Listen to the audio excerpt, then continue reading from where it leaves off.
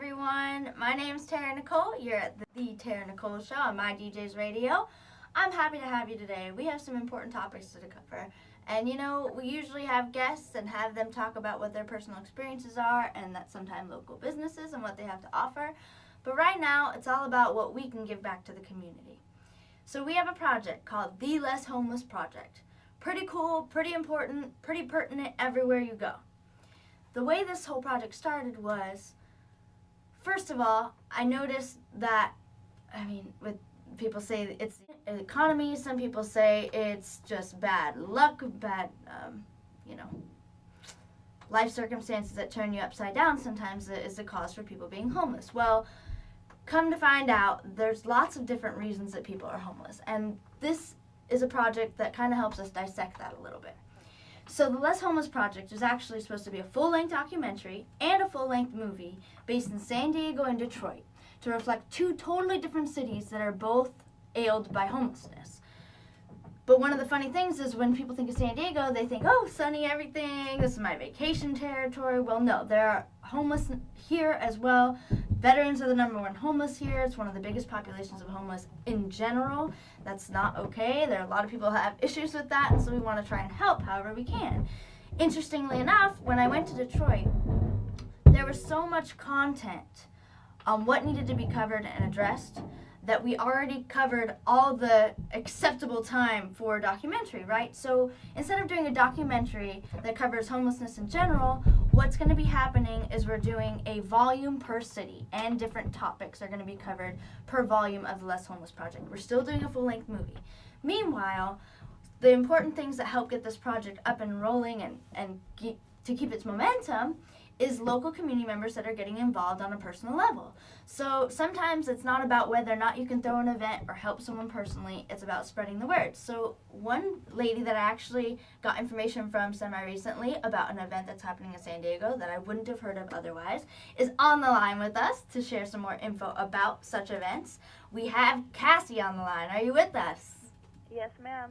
How are you doing? Hi. Thank you for joining us. Hi. All right, so you know more than I do about some of the events that are happening in San Diego. Can you maybe bring everyone into the loop on that, as far as what you know? We actually just finished some events. We're in the process of creating some more. And when I say we, I have to strongly push the issue that it's actually Nadia Contreras, which is I'm My Own Blessing, and Jacqueline Penos, which is she does Hugs and Bags. And basically what they both do is they reach out to people like myself and Demi Dago and individuals like yourself too to come together that are real passionate about fighting the homelessness. And since the hip-hop community is so tight with each other, we all figured since we're independent ourselves and we know what it's like to struggle, who else than the homeless people? So we bag lunches for them. We put together events to where, and it caught on really fast, like family members get involved, not just artists, but people that you would not expect it. We meet up at Boys and Girls Club, and people donate sandwich meat, cheeses, breads, juices, water, fruit, and we just make a concession lineup, and you have people from the ages of 5 to 55, and they just start bagging lunches. And at one point, No CEO, actually, I got to give a shout out to No CEO because they started this movement. It started with concerts, like if you bring a blanket or you were to bring a coat to the door, you get free entry or you would get a drink, and that was stuff that would be given to the homeless. And then it moved on to bagging lunches for the homeless. Awesome. And so many people were inspired by it that have joined. Like Nadia, I invited her to join them because they invited me on the first one in 2010, and she was so moved by it that she started her own charity. It's a nonprofit organization, which is I'm My Own Blessing, and she's just been sticking with it so hardcore, and she does stuff on the Four Corners weekly. If you ever see this cute Mexican girl on the corner of the Four Corners, which a lot of people from San Diego know that used to be a deadly corner. It was a place where it's a territorial where all four were the southeast, east side, and so many territorial gangs would meet, and it's just deadly right there. A lot of drive-bys used to happen. So she does things where she invites barbers to come out, and they they give hygienic bags to the homeless for free, and free shoes, and they do cleanliness of the feet, and they do free haircuts. They do anything to make the homeless people feel like there's hope. So those are just two groups that I know for sure. On My Own Blessing and Hugs and Bags that contribute so much to the community, and I support them to the fullest. And no CEO, of course. Right, they're almost renovating what that space is representing. It's more like Peace March oriented now and stuff like that. No violence and all that stuff. So it's nice that all different kinds of causes are coming together at that point. And the benefit concerts are also coming up more often. Some people I know in Detroit actually throw benefit concerts all the time. A hip-hop duo called FLY, and they have people donate throughout the concert. I mean, even the people that host it, Jennifer Bender and Rick Bender, they take donations all year long. And they distribute them sometimes at the concerts as well as collect stuff to give out later on. It's all about supporting people in their personal struggles, whatever they are. So but I love what you're doing. I have to get off the phone. No and shout out to you and the whole My DJs Radio. You guys are awesome. Thank you so much, Cassie. We'll talk to you soon. Okay. Thanks for all you do.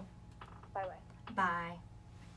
All right, you guys, so that was Cassie on the phone. She obviously has a whole span of different benefit things she's putting together, and that's what it's all about, word of mouth. Like, we weren't here talking to you, you wouldn't know what we're trying to present, and we couldn't grow it with the capacity we're trying to. So, the Less Homeless Project, again, is started off as a documentary, but again, there's too much information to really compile it all into one documentary. So it's going to be an ongoing community project that's nationally based, and maybe we could grow it from there.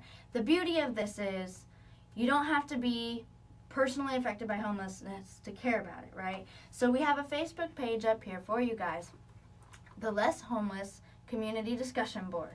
It's on Facebook. Please look it up. This is a resource for you guys to be posting things, information that we can use in the context of the Less Homeless Project so we can educate people on another level. No one person can present all the information, so this is definitely a community project. And one of the beautiful things that I came across in researching how people are trying to tackle homelessness now is there were people with signs up, and you assume that they're homeless, right? But no, when you actually read their signs, you learn that they're not homeless. They're trying to use their time wisely to try and help people that are in need.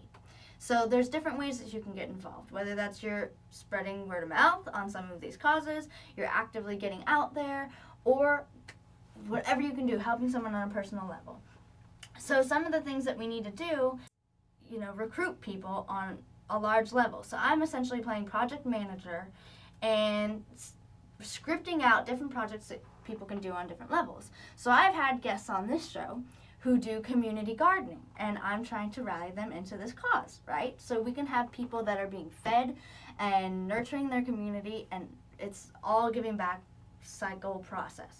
So what we're going to do today to give you a sneak peek into what this documentary has covered so far in the Detroit territory, we're going to turn down the audio, and I'm going to break down exactly what was happening there, where we need to build more momentum, where we need more information and involvement, and I hope you guys can get involved. So you're going to have the visual representation of what will later be the full-fledged version of the documentary. First, we're going to start off with the trailer for the documentary and movie so you guys can get a grasp of how this all happens. It's kind of casual, semi-candid, but what's happening later is we are going to infuse it with a whole bunch of research and resources for you guys to really take action with this. Okay, so let's get into that, and then we'll take it from there. So you'll hear my voice. Don't be scared, and I'll be walking you through the nature of what is going on in this documentary setting. As it stands right now, this is the version that isn't fully released. You're getting a sneak preview with director's commentary, so we can talk about where we want it to go, how we can make it better, and how every volume of the Less Homeless Project, as it represents different cities as we go along, will be taken care of and how we will present it in the community. So it's all about involvement. If you guys have something to say and contribute, please take notes and make sure to get a hold of us, and we can make sure to incorporate it in the context of the documentary going forward and make sure we present information that people need so they can make a change in their own personal lives or help others in this sense. So let's get started. It's going to start off with the trailer for the documentary and the movie, but we're going to turn down the volume once we get into the documentary so I can explain the context of what was happening there and what we need from here on out. So thank you for your eyes and ears, and get ready.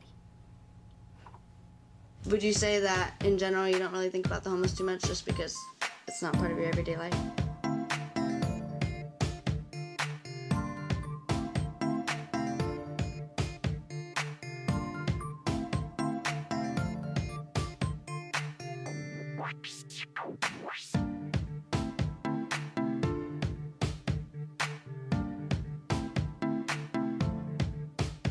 Well, I'm very curious actually. I don't know how homelessness is handled over there. Could you tell us a little bit?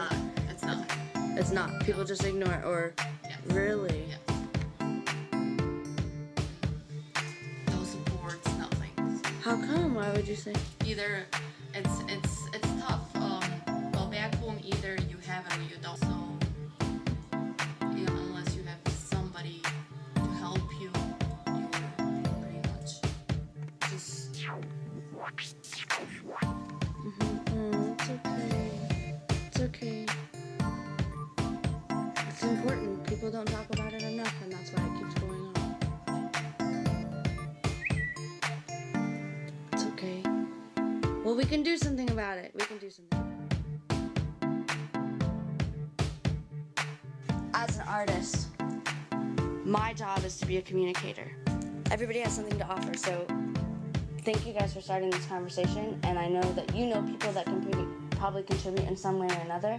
We are trying to really build a community, so we have people that we're trying to get involved in being in the movie.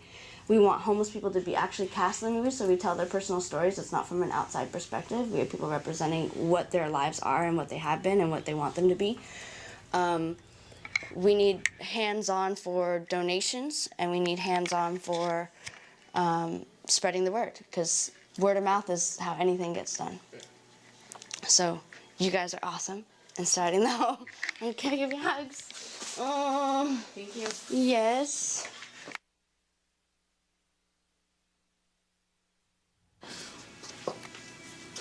Would you say that it's a lack of familial support, community support, a little bit of everything because people are ashamed of it? No, Or what is it?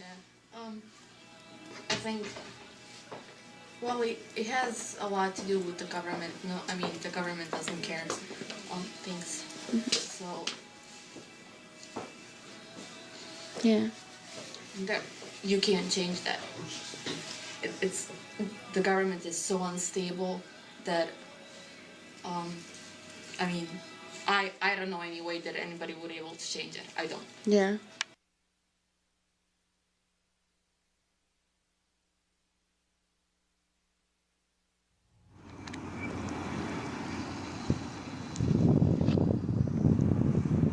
Okay, you guys, so we're about to get into it actually. This is the Less Homeless Project documentary, Detroit Volume 1.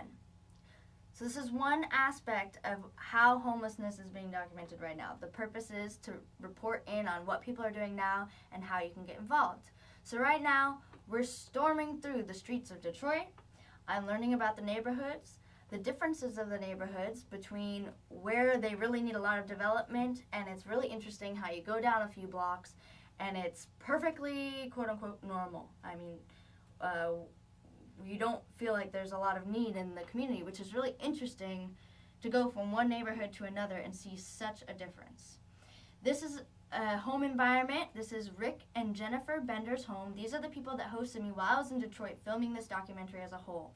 This is Fee of Fee Music, and we were there recording songs. We actually got in studio to record content relative to the stories of the homeless and how we can motivate people through music. So there'll be more of that. We have artists we need. This is Paul Randall. He was kind enough to drive me around in Detroit, introducing me to different businesses that were already making a difference. But right now, we're about to get into an interview with a homeless person who he has seen on a number of occasions. He lives in the neighborhood over there, and he sees this person at the bus stop every night. So he thought that would be a good person to interview because obviously, one, we know where to find them. Two, we're hoping they want to be heard.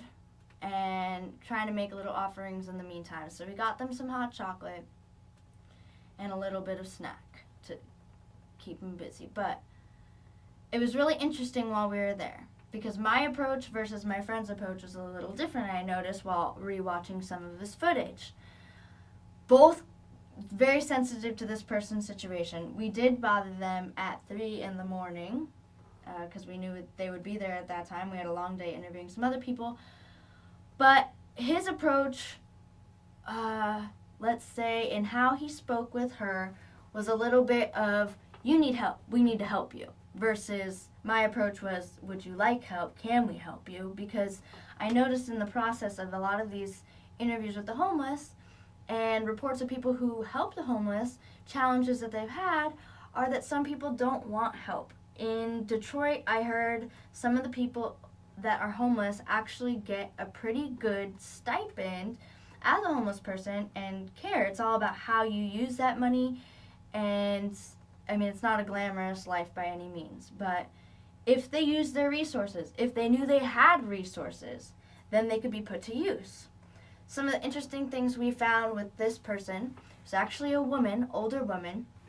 When we asked her where she goes and what she does, she pretty much spends all of her time at the library or watching movies or at this bus stop. She has been homeless her whole entire life.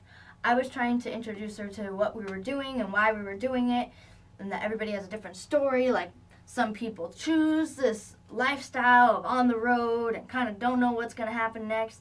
Some people don't welcome it, but they live it on an everyday basis. So she's one of those people, and one of the saddest things I learned while we interviewed the Salvation Army and everything over there, and I asked the Salvation Army how people get to know what they do, and they say, everybody knows what the Salvation Army does. Well, we talked to her. She didn't even know that it existed, where it was, and how to get help. So I feel like there's a gap there that we need to compensate for, and that means that we could be putting up information in all different locations, whether that's at bus stops or libraries, where apparently some homeless go, because what are you going to do with your time? And make those resources known instead of waiting for them to walk up and stumble across them, because their capacity for movement, I mean, strength, they have a bit of physical weakness from not being able to take care of themselves or not taken care of themselves for so long. I mean, when you don't drink water or you skip a meal, I'm pretty sure you don't feel too good. So these folks skip meals all the time, and their body kind of gets acclimated to it, but it's not a good thing. So we're trying to make a difference. And she seemed like she was willing to take help if she knew how to go about it. So it wasn't something she wanted to do for herself. She needs the resources. We have to put it in her face, and if that's what it takes, that's what we'll do. So some of the cool things with the people that I interviewed in Detroit, we found out where they can help, and again, what their challenges were. So where people didn't want help, or they wanted money, but they didn't want tips on where to go or what to do, some people I've seen give gift cards for grocery stores, or even people here in San Diego, I know, go out on a regular basis to deliver blankets at night, or one cooked meal, or whatever you have. We live in excess a lot of times, and we don't even realize it. And our own lives are cluttered and ruined by this excess. So where other people have the need for these items that we take for granted, all we have to do is take a little bit of time to organize and get it all together, and we can really be making a difference in a big way.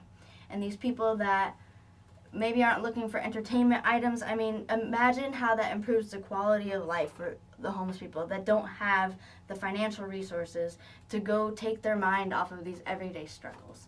Again, another thing we take for granted, entertainment. I asked this woman what she does for entertainment. She said the movies, and then I asked her, when she has enough money, when she saves up enough money, what does she go and do with the money? She continued on to say, I never really have a lot of money. So these questions that are regular to us, typical, how you take care of yourself, whether that's in an amusement way or just personal well-being, it's not something that's readily accessible for people. So I was really lucky again to be taken around to different businesses, and we saw how different communities come together at different times. So whether you're doing a food drive or a clothing drive, or in Detroit they have shelters just for warming centers, there's still restrictions and things that we could improve in this sense. The warming centers in Detroit, for example, the people can only be there for a short amount of time. They get kicked out. They essentially get their time to sleep and rest and be warm, but then they have to go back to wherever their territory is. And in some circumstances, that could be under a bridge, that could be out on the street. I mean, they need to be nurtured. And I think that one of the ways that we can nurture people is to be involved and make them feel like they're recognized instead of passing homeless people on the street all the time. You don't make a connection with them, you think they don't exist, they exist, and they need connection. So that's the least we can do, I think. So we're getting back into the documentary, and this woman was really generous with her time. It was 3 a.m, and maybe that could have been a climax of her day. We wanted to go back and help her. See, we were running around so much that we didn't get to go back right away. We know where she is, we know where to find her, and other homeless people are clearly visible and clearly need help and resources, whether they're brought to them or we need to enable them to help themselves, I think. And I think we're completely capable to do that. There are too many people that care about this issue that don't know how to help. So those who do have active projects, I would say we need to help spread the word on that, and we need to multiply them, and we need to expand them. So some of the projects like Cassie was talking about, we have Hugs and Bags in San Diego. This is something that started with one woman, Jackie Pinos, who she one day reflected on how cold she was in her apartment, and she imagined all the homeless people, how cold they must be. So she was inspired to start a movement, essentially, and it's really picked up in San Diego. And it started off as giving hugs and giving bags of miscellaneous toiletry items. This has grown tremendously from being a place where people need and get hugs. They have toiletries, and they also now get free makeovers, haircuts. They have food on the spot. People just have someone to listen to them all of a sudden. And these are things that we take for granted on an everyday basis. And it really improves people's quality of life and motivates them to do better for themselves, I think. Again, we take so many things for granted, that we have a roof over our head, that we have food to feed us, that we have people to talk to, and we don't have to fight for our personal space. It's something that we're granted in our everyday society, in our first world society, being taken care of and everything. So, and we need volunteers on a large scale, from nurses to dentists to doctors. And traveling in Detroit, we came across so many different people who were immensely helpful in offering their services in a number of different ways. I've had people that are willing to help do drug rehabilitation. I have nurses that wanted to help one-on-one with folks. And we have people renovating buildings so that we can house the homeless. There's a million different ways to get involved. And you don't have to do everything at once, but if you want to start somewhere, somebody's going to appreciate it. I can guarantee that. So, again, we just need to be more aware of what other people's experiences are and help where we can. So some of the things that other people I know in Detroit are doing, aside from the benefit concerts, are starting projects and clubs. And I want to do some of these things where we get people's minds off of these everyday struggles, whether that's to incorporate artists and have them act as coordinators for a community session so people can come in and express themselves so they're not just pent up and living in their own world. This little girl, this is Jennifer and Rick Bender's daughter. The lady we just spoke with, Mary Brown, she was talking about McDonald's and she was talking about the movies. And I asked the little girl if she liked the movies and she liked McDonald's. So it's a space we share. It's a future that could be anybody's, and we need to be the difference makers. Another way of recognizing the different lifestyles people lead and what is a luxury item and what is our norm, and where we can meet each other in the middle to try and bring people's quality of life up. So this was Out on the Street. there was a little marathon of sorts happening, held by the, I believe, Heart Institute, something of Detroit. These are nurses. They are walking for a cause and doing some little demos in the mix of it. We are talking about how the homeless come in and get help. Well, there's not socialized medicine everywhere, right? The U.S. is a little behind on the times. We're just now catching up, but really transitions take a while to get into effect. Over there in Detroit, the homeless don't get denied access. They often stay in the lobbies and hang out for warmth purposes, not just for medical care, but all the neglect of their bodies throughout this whole time kind of puts them in compromising positions where they have so many needs they can't be treated in one visit. So one of the ideas I had was just like the Salvation Army, if someone didn't walk up upon it or didn't have the courage to go into a hospital and ask for help or something like that, what I was hoping to do in each community is bring the resources to the homeless, give them the options of all the places in their neighborhoods that are offering services, spell out what those services are, explain who the contact resources are, where your nearest payphone is. I mean, Detroit, the payphones are scrapped. That's not even an option. So to really spell out what your local community resources are, even in terms of communication and getting to the next step of information. Another thing we take for granted. I mean, we don't all have cell phones. We don't all have means of transportation and everything like that. So we really do need to do more for people. Thanks again, everyone, for checking in with us on what's happening with the Less Homeless Project in our communities and nationwide. We definitely would love your participation. Please let us know how we can get you involved. Courage is not for us all. Hard to keep it up through the hurdles and love lost. We await a breakthrough. Courage is not for us all. Hard to keep it up through the